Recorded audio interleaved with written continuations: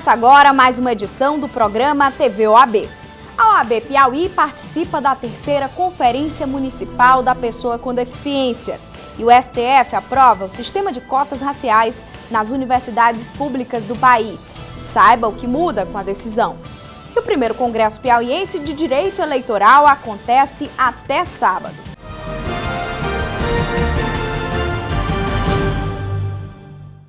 Desde o segundo semestre do ano passado, uma discussão em relação à reformulação do Código Penal brasileiro está aí para todos os brasileiros entrarem em questionamento. Para conversar sobre isso, nós estamos aqui com o conselheiro seccional, Dr. Lúcio Tadeu, que vai falar um pouquinho desse assunto e saber quais são os principais questionamentos do povo brasileiro em relação a essa reformulação. Então, doutor Lúcio, seja bem-vindo. A gente quer saber o que as pessoas estão buscando, o que a gente pode esperar dessa reformulação do novo Código Penal. Bom, é um prazer estar aqui na TV OAB. A reclamação no tocante mudanças na legislação penal brasileira já vem há alguns anos e se inflama cada vez mais quando a sociedade, num ato assim de indignação, vem cobrando dos parlamentares mudanças dentro do Código Penal brasileiro. Atendendo a essa situação, ano passado o presidente do Senado, o senador José Sarney, reuniu uma comissão de juristas, de notáveis, e essa comissão, outorgada pelo Senado Federal, passou a realizar uma série de discussões através de audiências públicas em vários estados da federação. O que buscava essas audiências públicas? Ouvir a sociedade civil organizada, ouvir populares sobre sugestões das mudanças que o Código Penal já vem reclamando há muito tempo. Então foram feitas várias audiências públicas. O próprio site do Senado existe uma página também que admite o recebimento de sugestões para a reformulação, ou seja, a reforma do Código Penal brasileiro. E essas sugestões serão enviadas ao Congresso Nacional, ao Senado e à Câmara, para que, compiladas essas sugestões e principalmente verificada a constitucionalidade de cada uma delas, possam os parlamentares passar a trabalhar numa reforma de um novo Código Penal. Então, doutor Lúcio, o que há de necessário nessa reformulação do novo do Código Penal? Olha, a necessidade é de se discutir certos tipos penais que ainda não estão inseridos no Código Penal. Por exemplo, enriquecimento ilícito, a questão da própria pedofilia, que muito se fala em pedofilia, mas o que é pedofilia? Dentro do Código Penal não existe esse tipo. Não está previsto? Não está previsto. Tem lá o chamado estupro vulnerável.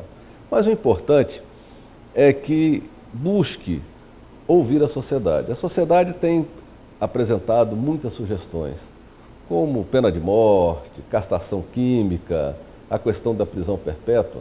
São sugestões que demonstram assim, um tipo de, não vou dizer vingança da sociedade contra a falta de segurança no país, mas uma forma de expressar a sua indignação. Naturalmente, respeitando a posição de todos, eu vejo essas sugestões como inviáveis, impossíveis de acontecer, porque você não pode pensar numa mudança no Código Penal sem pensar na Constituição. Sem repousar os olhos no texto constitucional. E o texto constitucional é muito claro na questão das cláusulas pétreas.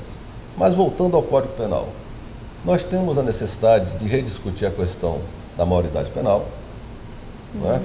Isso é uma reclamação muito grande. Que seria para 16 anos. Pois é. Ou se discutir a questão da maioridade penal, a redução, ou se discutir a questão do prazo de cumprimento das medidas de segurança que são impostas a adolescentes infratores. A questão do enriquecimento ilícito, não é? A questão dos crimes cibernéticos, que isso é uma situação que nós precisamos rapidamente resolver. Então, é uma gama de problemas e todos esses problemas têm que ser discutidos por essa comissão e trazer para dentro do Código Penal. Não se admite mais nós termos o Código Penal, que data de 1940 a 1941, e temos uma gama de legislação marginárias. Que são essas legislações marginárias? São aquela legislação que fala sobre crime do colarinho branco, que fala sobre crime na internet, que fala sobre crime de responsabilidade de prefeitos e vereadores. Quer dizer, então eu entendo que tudo isso tem que ser discutido e trazido para dentro do Código Penal, para que nós tenhamos efetivamente assim, uma forma de tipificar e dar celeridade no julgamento. Agora, o importante é que no momento que uma pessoa, um condenado por um crime desse hediondo, vá cumprir essa pena, a sociedade sinta que efetivamente ele está cumprindo a pena. E que a ele seja imposto o rigor da lei, mas também os favores que a lei dispõe, após o cumprimento de uma parcela da sua pena. Agora, é necessário que o sistema prisional também funcione como tal. É necessário que o sistema judiciário tenha recursos para poder julgar. Há necessidade de investimento no sistema judiciário, na máquina judiciária, com juízes, maior parte de juízes, com preparação em maior número também de serventuários. Infelizmente, é uma realidade que nós estamos distante. Não só no Brasil, mas principalmente aqui no Piauí. Bom, muito obrigada, doutor Lúcio, pelos esclarecimentos. É um prazer de mais uma vez colaborar aqui com a TV OAB. No próximo bloco, a OAB Piauí realiza o primeiro Congresso Piauiense de Direito Eleitoral.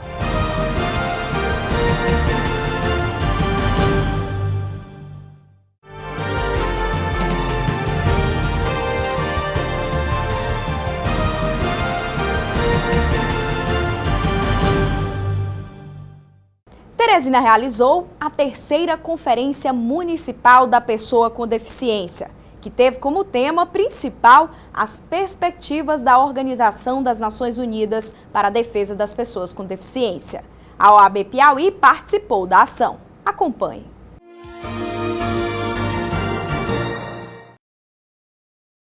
Maria Francisca sabe muito bem o que é ter os seus direitos desrespeitados. Ela reclama da falta de acessibilidade e de acesso aos direitos básicos de todos os cidadãos. Para ela, muitas leis em prol dos deficientes físicos nunca saíram do papel. O meu ponto de vista é que no papel é tudo uma maravilha, um projeto lindo, mas na prática falta muita coisa a fazer. Por exemplo, tem coisas que foi aprovada há um ano atrás que ficou e continua no papel, entendeu? Foi discutido ali, vai ser votado de novo, então será que vai ficar a mesma coisa? Para o próximo ano que vem discutir a mesma coisa? Tipo, os ônibus em geral, já era para sair das lojas, das fábricas, já adaptado, né? Só que isso só ficou no papel.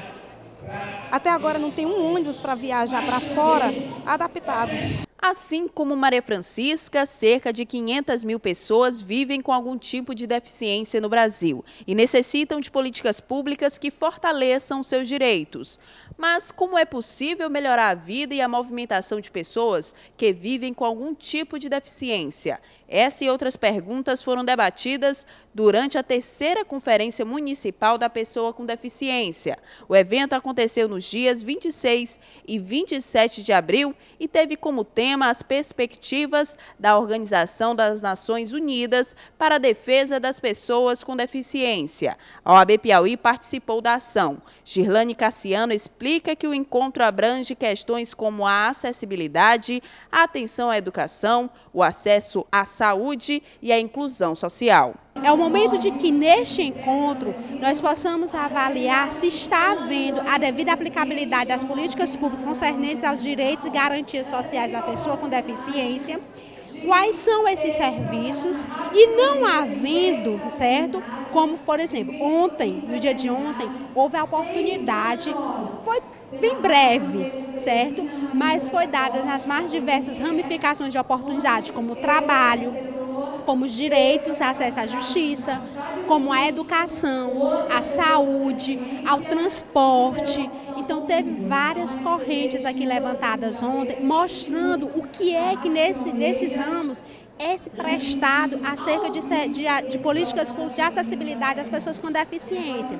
Todas as questões debatidas no evento serão levadas para a Conferência Estadual, que acontecerá em junho.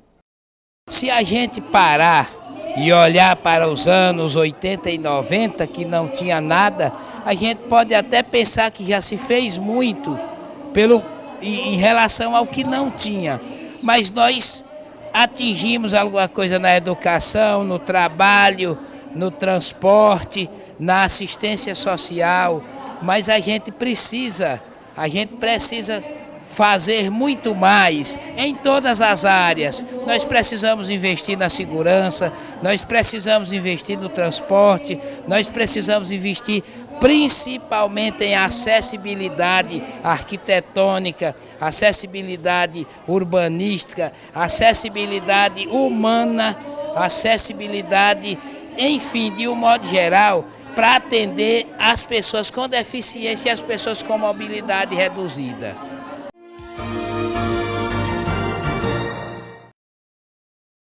A OAB Piauí está promovendo o primeiro Congresso Piauiense de Direito Eleitoral.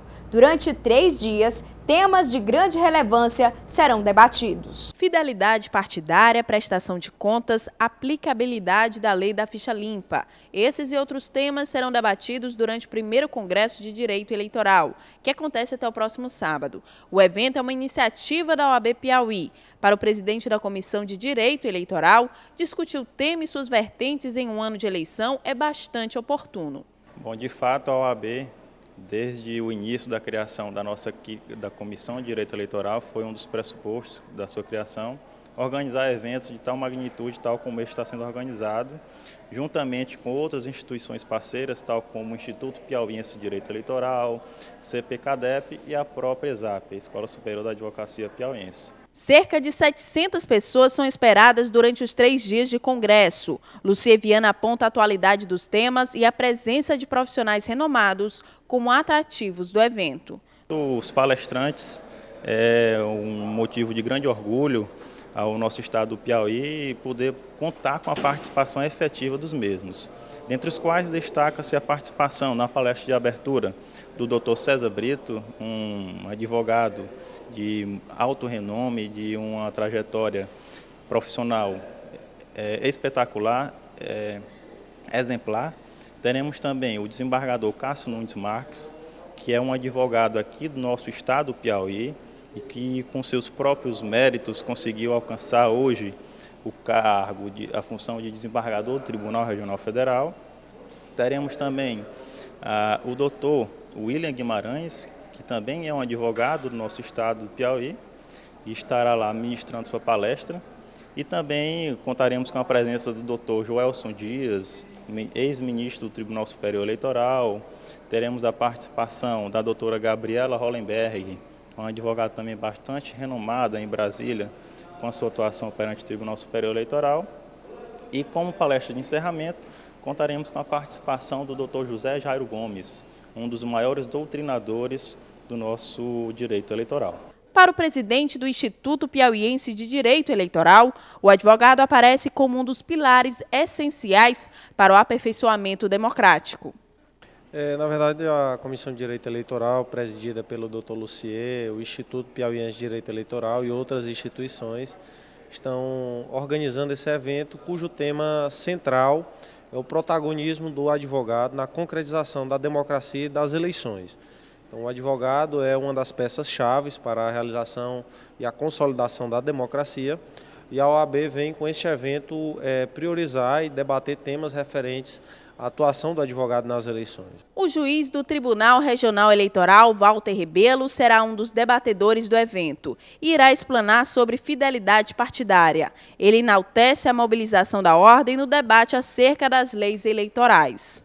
A ocorrência das eleições de 2012 traz, por força da nossa legislação, que sofreu alterações, como a questão da fidelidade partidária, da lei da ficha limpa, todo este corpo de legislação, as recentes normativas, resoluções do TSE aplicadas a essa eleição que se avizinha. Eu não posso deixar de registrar esse parabéns a todos aqueles que fazem esse congresso aqui no estado do Piauí e, em particular, a diretoria da OAB, que traz aos advogados piauienses essa oportunidade de trocar informações, de poder realmente refletir sobre todas as normas introduzidas, normas recentes, como já disse, introduzidas a este pleito que se avizinha e que será motivo de grandes debates, de um grande aprendizado de todos nós. A decisão foi unânime. O Supremo Tribunal Federal aprovou na semana passada a política de cotas raciais nas universidades públicas brasileiras. Acompanhe na reportagem. O STF considerou constitucional a política de cotas adotadas pela Universidade de Brasília, que reserva 20% das vagas do vestibular para negros e um número anual para índios. Para esse advogado, a decisão do STF adota uma concepção de direitos e de igualdade. Segundo ele, a medida também leva em conta a condição econômica do candidato e que nenhuma universidade tem por obrigação adotar o sistema de cotas raciais. Os ministros eles se apoiaram da seguinte premissa, de que, de acordo com o artigo 5º, todos são iguais perante a lei. E, por conta disso, não pode haver aí uma desigualdade social. Essa desigualdade social, ela tem que ser, vamos dizer, banida, ela tem que ser regularizada pelo Estado. O Estado não pode simplesmente dar as costas e afirmar que existe a desigualdade social e não fazer nada por aquilo. Ele tem que fazer alguma coisa. E o que o Estado agora achou, neste exato momento, foi uma medida de caráter provisório, que foi justamente o estabelecimento dessas cotas raciais.